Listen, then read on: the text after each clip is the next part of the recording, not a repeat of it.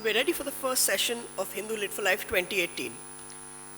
To discuss the changing face of India, we have eminent economist Professor Arun Kumar, an authority on the black economy, which he's written about and spoken extensively on for around 4 decades. We have social activist Gurmehar Kaur, who's hailed as a free speech warrior in Time magazine's Next Generation Leaders list. We also have eminent historian and biographer Mr. Rajmohan Gandhi, whose most recent book is Why Gandhi Still Matters. In conversation with them will be the Hindu social affairs editor Mr. G. Sampath, also the author of autoplay Not So Stories. Unfortunately, Nidhi Razdan could not join us because she had some work commitments and she was forced to drop out of the panel. So could I invite the speakers onto the stage, please? Thank you. It's a big honor to be a part of a distinguished panel such as this one. And I'm really happy to be doing this moderation. And the subject we are here to discuss in the first session of Lit for Life this year is the changing face of India. It's a pretty broad descriptor, and we could probably break it down into 5 or 6, maybe 6 or 7 broad trends or phenomena. So I'll just quickly share my outline or opening remarks on this subject, and then we can go over to the panelists and get their views on each of these and maybe some of their own thoughts on this topic. So to begin with, if you look at the realm of politics and society, you could probably identify 3 broad trends that are driving the changes in the changing face of India, so to speak. One is, of course, one could clearly see a rise in what we might call a populist authoritarianism, and this is riding a parallel process which has been an outcome of the capture of political power by forces which owe allegiance to Hindu supremacy or Hindutva. And both these trends are running in parallel with what we might call a punitive or a vindictive nationalism. I say it's a punitive nationalism not because because it is a contested kind of nationalism. It is not based on the love of the nation so much as it is based on the hatred of whoever or whatever is deemed as the enemy of the nation. It could be students of JNU, it could be Arundhati Roy, it could be somebody who is not able to stand up or chooses not to stand up for the national anthem because he or she is disabled. And in conjunction with this, yet another mega feature which we have seen in the last 3.5, 4 years is a progressive hollowing out of institutions. I mean, we have seen this across the board, starting with the RBI, with the truncating of the winter session of Parliament, with the money bill route being taken to bypass the Rajya Sabha, with academic institutions being packed with individuals whose work might be less important than their loyalty to a particular ideology. And most recently, we've also seen the judiciary being called into question in terms of its institutional integrity, with 4 judges coming out and expressing their anguish. So an array of institutions are facing, are in some kind of a crisis. And if you look at the economy, one could argue that it has been marked to a great extent by perception management and big ticket headlines and hasty implementations rather than properly thought out strategies. And the brunt of whatever has been happening in the economic domain has been borne by small and medium enterprises to a large extent and the farming community. And if we move to governance, there is a distinct sense that governance has been deprioritized in favor of campaigning and electioneering, and which has its own costs as well. And then there is this entire pressure which has been brought to bear not only on the media but in the entire creative class, so to speak, with artists and writers being under tremendous pressure not to criticize the ruling establishment and to toe the government line. And finally, there has also been some kind of a pushback to all these defining trends. And we have seen most recently this pushback happening in Gujarat, where a motley band of youth leaders and caste leaders came together to sort of dent the dominance of the ruling regime in that state. So it would appear that I am painting a rather glum or a grim picture of the changing face of India. But I'm sure it's not a complete one, and I'm sure there are many people in the country and many sections of the population, and many of you, I'm sure, are here in the auditorium who would argue that all that I've described till now is complete rubbish. It's a figment of an overheated liberal imagination. The country is actually in very able hands and very clean hands, and these are just temporary teething problems, and things will be okay by 2019. So a lot of people believe that too. And this dichotomy, in a sense, is what I would probably consider an overarching aspect of this changing face of India, which is extreme polarization of views in such a way that you could reduce any issue into a matter of opinion, and then reduce an opinion to the opinion holder's identity or personal motives. So with these opening comments, I would like to go to our panelists. And I would first go to Mr. Rajmohan Gandhi.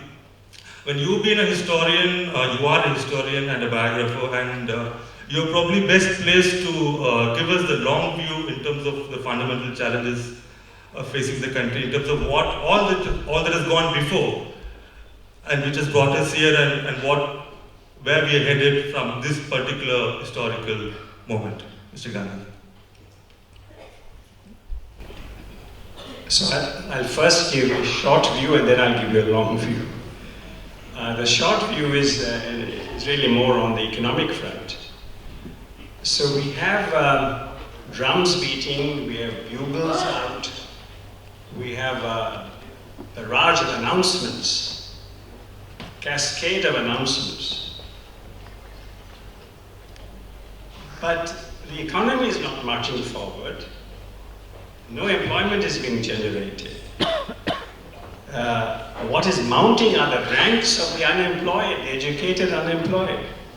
Recently, when the Mumbai Band happened, part of the background to that was the enormous numbers of the unemployed in Mumbai. So this is a very grim reality in India today, the economic scene. I think Arun will, of course, help us to understand that more.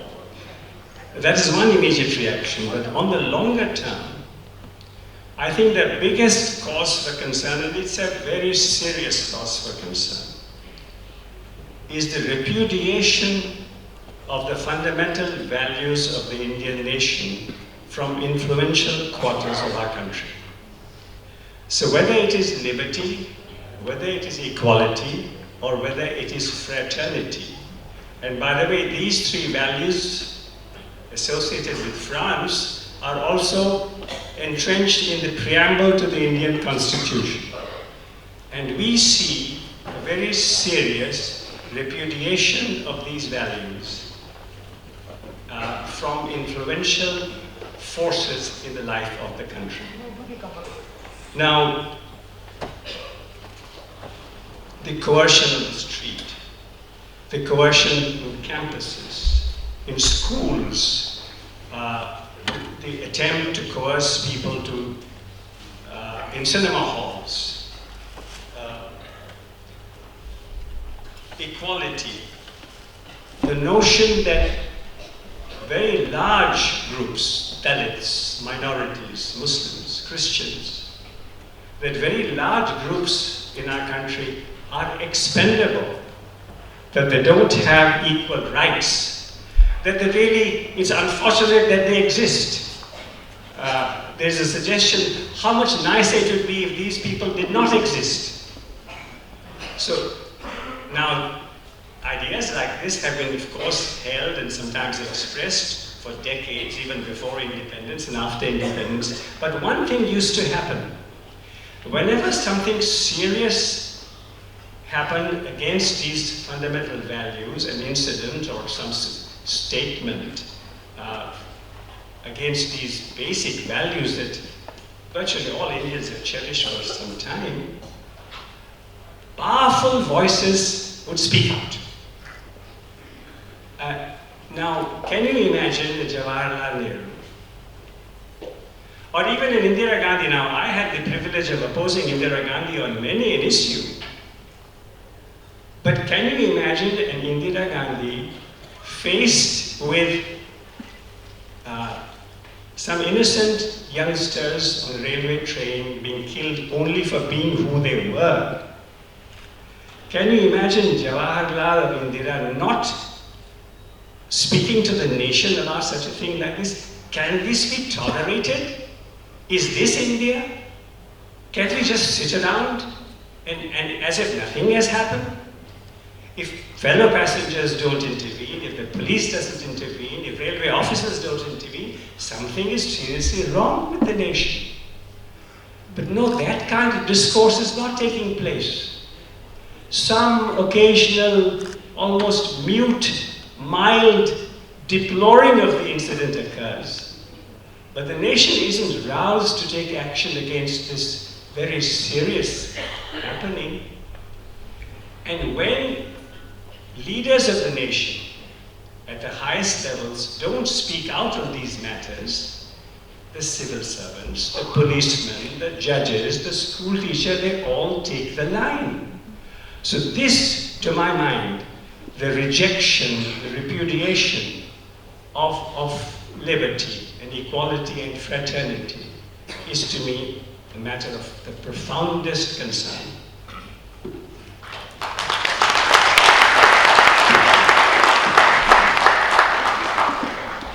Thank you, Mr. Gandhi. I think we could detect a great deal of anguish in what you expressed, and it's something we need to reflect upon. I would now like to turn to Mr. Kumar on what he considers to be the essential trends which are driving what people face in their lives on the economic front, because liberty, equality and fraternity, the three values Mr. Gandhi mentioned, I mean, they are also in a way linked to access to rights, and those are linked to how production happens and how whatever is produced is distributed. So I would like to have your take on those. Thank you, and I'd like to thank the organizers for inviting me here to this festival, this very prestigious festival. So let me begin by saying today India is a land of contrasts, land of contradictions, as Rajmohan suggested. We have on the one hand a fast-growing economy, on the other hand continuing poverty, the largest number of poor people, largest number of illiterate people in the world in India, and many other such contradictions that are there. There are large instabilities in the economy, in the politics, and in the social sphere that Rajmohan mentioned. We have a process where, as Rajmohan said, the institutions are under attack, whether it be the universities, whether it be the parliament, where the Prime Minister refused to answer any questions on the issue of demonetization and other such important issues. We have the judiciary, we know what's happened in the recent past. That's a continuation of what happened earlier. I remember at one a conference on judicial accountability where the famous jurist Ram Jethmalani said at least 50% judges in the courts are corrupt. That was a huge statement that he made. This was 4 years back in a conference. So, various institutions are under threat. And I think, where is it all coming from? That's something that we need to understand. I see globalization as a process of marketization. This process of marketization has a variety of challenges that are posed to society. One is, as Samuelson said in his writing, that it's governed by dollar vote. So you have $1 and I have $1 million, so I have 1 million vote and you have one vote. So it undermines democratic functioning where one person, one vote rules. The other principle of globalization is that more is better. So if I have one shirt, I'm better off with a second shirt, and so on and so forth. And that underlies, consumerism, and which impacts our environment in a very strong way. It also implies individualization because consumer sovereignty is one of the principles underlying the markets. So atomization and individualization come along with that, and that informs our times at this point where collective action is becoming difficult and people are becoming more atomized. Another challenge that has come along with globalization is technology, which is now called the Great Disruptor. And we have this new book that came out a few years back, that the singularity is near. The rate of change is exponential. And the rate of change is so fast that by the time we realize that there's a mistake the society has made, it's too late to correct for it. So we've been driven by both marketization and this rapid technological change where society doesn't have the time to react. So in a sense, by the time we realize we've made a mistake, it's too late to correct for it. So that's creating a huge problem. And as Arun in his famous paper said, technology creates the mist of the future. So if the technology is changing so rapidly, we can't see the future, we become short-termists. And when we do short-termism, then of course there are major social challenges that come along with that. In India, we are lagging behind in terms of knowledge generation, which is a huge challenge. And as Rajmohan said, education is a huge challenge. ACER reports suggest that 50% children in the 5th class cannot read 2nd class textbook, cannot do 2nd class writing, and cannot do 2nd class maths. So in other words, formally they are in the 5th, but effectively they are not even in the 2nd class. So we are assured of 50% poverty because these children will never get a good job. So we are assured of 50% poverty for the next 50 years till they go out of the job market. Job creation, as Rajmohan pointed out, is a huge challenge. And I remind you of the 2015 when the 360 jobs of peons were advertised in UP and you got 23 lakh applications. The interviews were cancelled because it would take 8 years for those interviews to be held. But the surprising thing was that for these 360 jobs, we had 380 PhDs, 2 lakh BTech, MTech, and a few lakh BCom, MCom, and so on and so forth. So in other words, the desperation of the youth for this is enormous. And when education is lacking, education is what gives hope of the future. The hope of the future for children is missing. And when that goes, then they're open to all kinds of irrational ideas. And these irrational ideas, I think, are taking root in our children. We need to be concerned about that. And I'd like to also flag the issue of the environmental degradation that has come along with the consumerism, which has led to increasing ill health. So you have a lot of health-related issues and so on and so forth. I'd also like to flag the social waste, the massive social waste that accompanies the corruption and the black economy, which lowers the potential of the economy to grow. The economy could have grown at 12%, but it's growing at 7.5% because of the large black economy and the associated inefficiencies that come with that. So these are some of the issues that I would like to flag and the basic problems that confront us, because of which we see the kind of problems that come to us. Thank you.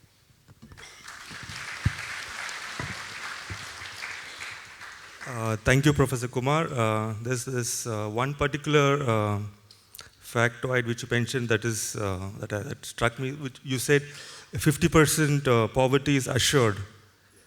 I think that is not something we would consider an assurance or something to be assured by. So we'll come back to that in a bit. Gurmehar Kaur, you're just 21 and you've already published a book, a memoir. That's a big achievement. And you've also into activism, both as a student and generally in the social domain. I was wondering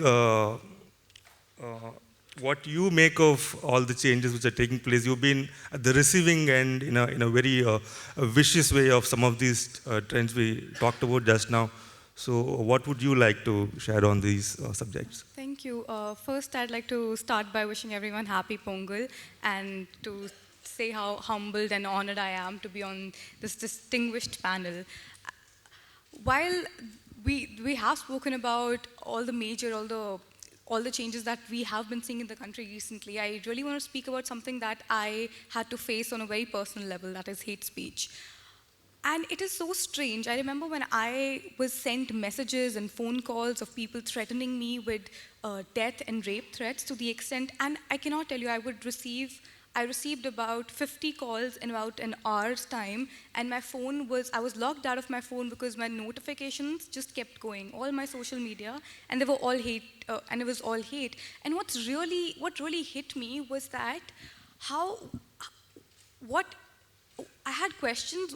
How did we get here? From a country that earned its independence talking about non-violence and peace, and I'm saying that sitting right on the same panel as you, a country that is on this map that speaks about peace, all of a sudden, I was being threatened with death for talking about along the same lines. And there's something that we really need to, what scared me post that was whether this idea, whether this thought that people have, this violence is ever going to get down on streets. And a few months later in August, we saw a whole series of mob lynchings. I think what's really scary is the fact that we're normalizing hate.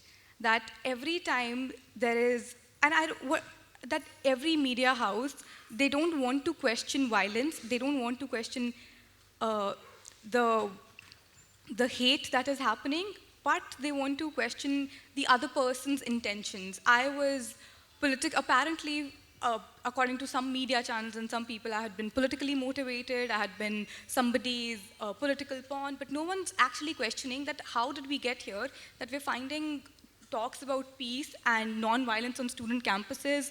How are we this intolerant to such noble ideas? And I think that is something we really need to think about.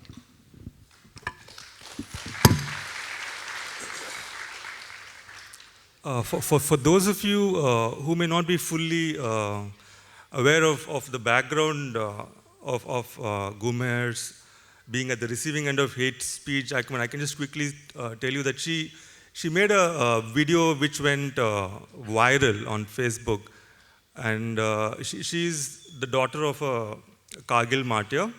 Her dad passed away in 1999 in Kargil when she was 3 years old.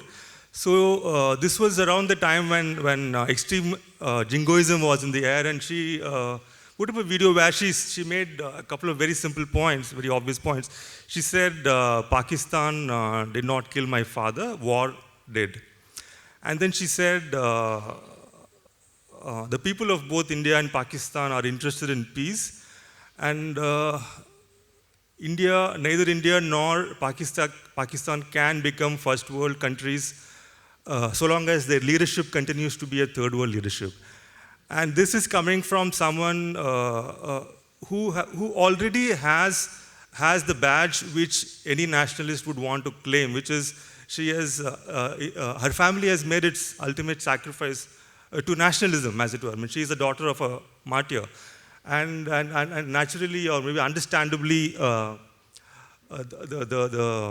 the flag bearers of this nationalism could not digest the fact that someone like her was saying hating Pakistan is it's not going to cut it. It's not really a sane thing to be doing. But that's the whole point, you know, the whole idea of this nationalism that is being imposed down our throats. I think real patriotism is this love for the country, and my love comes from a place where I know for a fact that war is going to economically damage the country, is going to socially damage the country, and culturally damage the country. We're at this point where we need more education, where we need more jobs. As someone who's younger, as someone who's about to graduate from her college very soon, I want to step into a country where I know for a fact I can go ahead and put food on my table, that I can go and earn my own money, that I can have a respectable living. And I think these are the conversations we need to be having right now. And if I am opposing something as horrible as war, a war whose consequences the generations will bear. And I think that is true patriotism. When you want the country to grow, and I think real love for the country is having a love for growth, and it comes by not yelling that you hate the other person. The love has to be internal, and that's very important. That's something we really need to think about.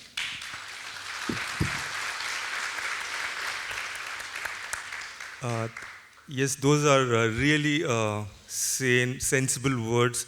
I mean, the kind of language we are increasingly beginning to miss in national discourse.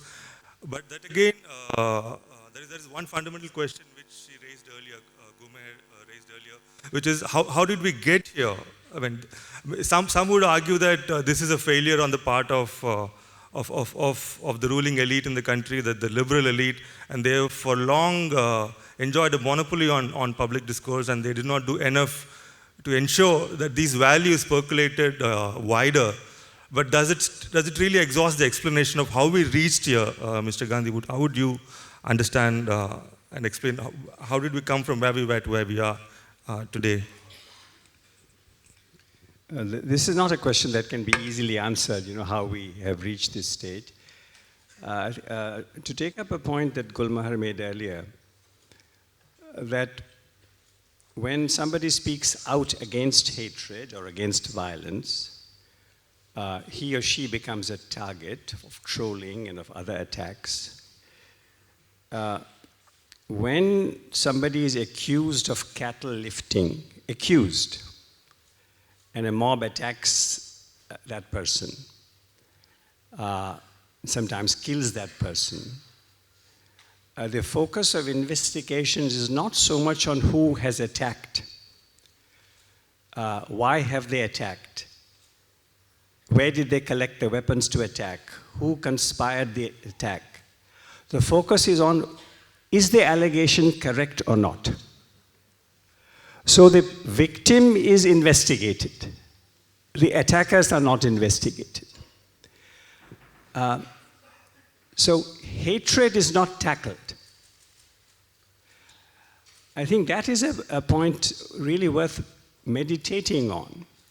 And if, as tragically seems to be the case, if the most influential leaders of the country today are not addressing the nation on how we deal with this hatred, how we deal with this polarization, then who has to address this hatred? Seems to me that artists and writers have to address it. So the poet, the musician, the dramatist, the writers, the prose writer, the verse writer, the creative writer, all of us have to figure out how to involve the nation in addressing this question of this great divide, of this dislike, of elevating dislike as a virtue, of regarding certain people as expendable. I'm not answering your question on how we have reached here, and I think what you yourself hinted at is perhaps part of the explanation that so-called liberal, all of us, that we wrote about many things, but we didn't really address the anger, the hatred between people, between communities. In my research, whether it's Punjab or now South India, one thing I found, our nation has so many groups and communities. These are linguistic communities, religious communities, caste communities. I have found that as a rule, we have opinions about other communities, we don't have knowledge about other communities.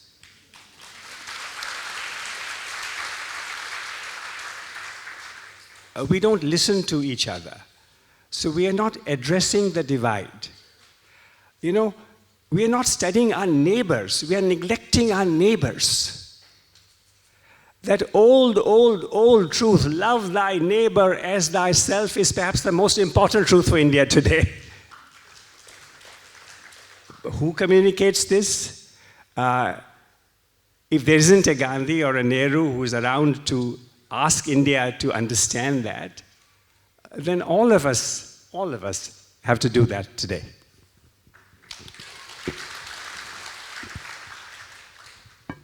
Yeah, I think, you're right to point to the fact that there is a lot more of opinions floating around, not backed adequately by knowledge on which the opinion is sort of being directed at. And one of, I think we'll get to a little bit more specific issues now. If you look at the current government, I think we could safely, we have passed the halfway mark comfortably now. And you could probably divide its term into two phases, the pre-demonetization phase and the post-demonetization phase, because that was, I think, the definitive break in terms of its intent in the economic domain, which also spilled into other realms as well.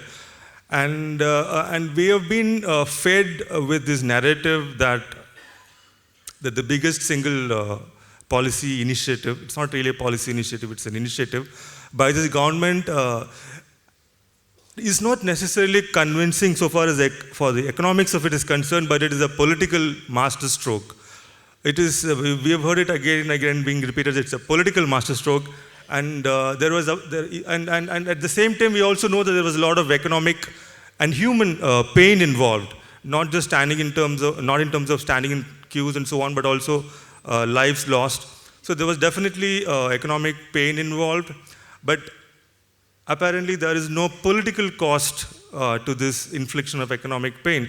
So I find it difficult to reconcile these two. So does this mean that we are a nation of 1.2 billion masochists who love pain and who are happy with 2.5 sadists, so to speak, telling us what to do? I would like to ask Professor Kumar how he would address this.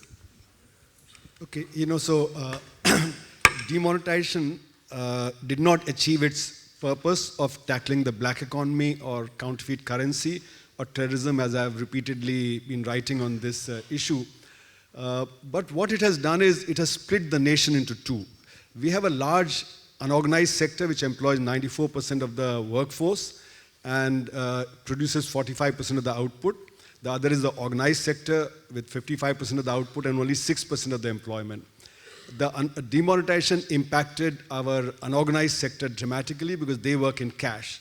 And when cash shortage was there, they got impacted. And that's why a large number of people migrated from urban areas to rural areas. And demand for MG and REGS in the rural areas rose dramatically by a factor of 5. And people say that if there was more money, there would have been more this thing. So what has happened is that the unorganized sector, which collapsed literally by 40 to 50% according to surveys at that point, meant that our rate of growth became negative. And what the government's data is only based on the organized sector. So when we look at quarterly data which says 5.7% or 6.3%, we're only talking about the organized sector, not the unorganized sector. So my own argument was that at that time the rate of growth became negative, and even now our rate of growth is less than 1%. So what we see is a divide between the organized and unorganized, which is growing. And the GST has added to that, because GST again impacted the unorganized sector. So what you see is this divide between the organized and the unorganized at the economic level. Now, in the political level, when does an economic issue translate into political change that you might expect? That depends on the opposition. The opposition has to mobilize. We've had large poverty for a very long time, and the poor people automatically don't react. It's only when they are mobilized by the opposition that they do actually react. So our opposition has been very weak, as you know, in the last this thing. And opposition also got discredited because of what happened before the NDA came. In fact, the UPA 2 prepared the ground for the NDA to come, and it got discredited because of the large corruption, the inflation that was very high, and so on. And also I'd like to flag a little bit of the earlier issue that you raised about how did we get here. We got here because today economics dominates. We are all homo economicus, and in economics what we have are all short-term models. History doesn't matter, politics doesn't matter, that's why it's homo economicus. So therefore, in a sense, we are purely dealing with economic issues, forgetting the political, forgetting the historical aspect, etc. And that then further creates a problem, because when the youth and the others, they get de-linked from what's going on, they're not able to find the answers to their questions, then no matter what the leadership says, they will go ahead and they'll be open to irrational ideas. Education doesn't train them to actually distinguish between various ideas. So in a sense, what we see is a long-term trend where demonetization is only creating the further split and therefore marginalizing the poor further in the process. But Mr. Kumar, many would sort of argue with you, saying that the grim picture which you painted, notwithstanding, the stock market is doing extremely well. I mean, yeah. How do you explain that? Does it mean that all our tycoons are investing in mutual funds, or like, Like, how do you explain the two? So the stock market is also about the organized sector. That's why I said the country is splitting up. Organized sector can do well at 5-6% per annum, while the unorganized sector may keep declining, and this divide will keep growing. But as you rightly said, the mutual funds are investing in the stock market in spite of the fact that profitability hasn't risen. Profitability got hit, so the PE ratios are very high. PE ratios now are probably higher than what they were in 2006-07. And therefore, there's a sign of crisis that faces the stock market. So stock market doesn't necessarily reflect what's happening in the unorganized sector. It only reflects the organized sector, and that too partly. So if you remember, post-1991, when the new economic policies were launched, the rate of growth of the economy fell, but Harshad Mehta took the stock market from 800 to 4,500 before it collapsed. So therefore, in a sense, stock markets do not necessarily reflect the health of the economy. Okay, I was hoping that I would somehow extract some light from all the gloom. So I think that would probably have to come from Gurmehar Kaur. I mean, you're going to be voting for the first time in 2019, or did you? I actually did vote for the first time last year, 3rd Feb, in Okay. the Punjab election. Okay, for the first time in the Lok Sabha polls, it would be next time. So you have been involved in youth politics, and we have seen a number of youth leaders who have sort of made a difference. So are you really excited about the possibilities for bringing about change by joining various youth mobilizations? I mean, there's a lot of churning in the campuses which are around the country. It's not very clear to what extent they would affect larger political phenomena at the electoral level. So how do you see this affecting politics at the national stage? I think if there's something that we've seen in the last 2 years, especially after the JNU road that happened last Feb, I think it is that a lot of student politics, a lot of younger leaders have been coming on the scene. And while many may say that it is surprising that there are so many young voices, we also have to accept the fact that at least 45% of the total population is under the age of 35. So there will be younger voices, there will be a Hardik Patel, there will be a Jignesh Mevani, a Shehla Rashid, and I think it is, and you have to accept these voices because the future is with the young people. And university spaces, and which is why I'm so hell-bent on protecting these university spaces, these educational spaces, is because this is where your next future leaders will come out from. These are the people, 20 years, 30 years down the line, these are the same people who will be leading the country. And you have to give students, and I'm not just saying people who are in politics, students in general, students who are studying, doing their PhDs, we are going to be leading the country. We will be investing in the economy. We will be culturally giving our opinions and affecting the culture. And I think student politics cannot be ignored and should be accepted. I'm actually, on a very positive note, I'm glad that primetime TV, primetime media talks about these issues and the fact that our voices is being heard. There's something that we've been talking about is education, and I think that's one topic that I personally feel very strongly about, is the fact that we need to keep imposing how it is so important to educate people. I know for a fact, I saw just recently and there hasn't been an outcry in UP after they slashed the education budgets. And it is so surprising that nobody really focused on that. And knowing the fact that this is one state that really needs upliftment in that area, how can we let this go? So I think that is one thing that we really need to think about and as citizens bring up and have conversations about. But do you think there is enough room in college campuses these days? Because there seems to be a trend in favor of depoliticizing campuses in a way. I mean, can you screen a documentary of your choice, Muzaffarnagar documentary? Because whenever students try to do this, there seems to be a very strong pushback. There's also, I mean, are there like cameras, surveillance cameras in your campuses? I mean, there weren't any. I'm sure there weren't any when Mr. Gandhi and Mr. Kumar were students either. That's So does it make it more difficult to engage in? I feel like it doesn't. I don't know if it's making it very difficult for student leaders to emerge, or it is the same reason that's causing people to speak up. I feel like every time there's a resistance from the authorities, you will have certain voices who will come up and say, you know what, this is my right. If I want to watch a movie, if I want to screen a movie like Nagar, I will do it, because we live in a democracy, we live in a free country, and I think which is why I am so happy, which is why I'm so positive when I look at university campuses, despite issues such as curbing of free speech, or using violence to do that, or the fact that women have curfews in their hostel. We're in the 21st century, and yet I need to be back to my hostel by 7:30. I mean, these are things that have been happening, and these are things that students have been facing, but yeah. These are things that students have been facing, but it's very important, but that's the whole idea. Since there were curfews, there has been a movement called Pinjra Tod that has come up in resistance. There are new leaders coming up. Last year in JNU, you saw emergence of 3 leaders from JNU. In Ramjas, when in Ramjas last year, there were so many more voices that came up. I feel like in the face of resistance and authority, there will be people who will speak up and protect the democracy.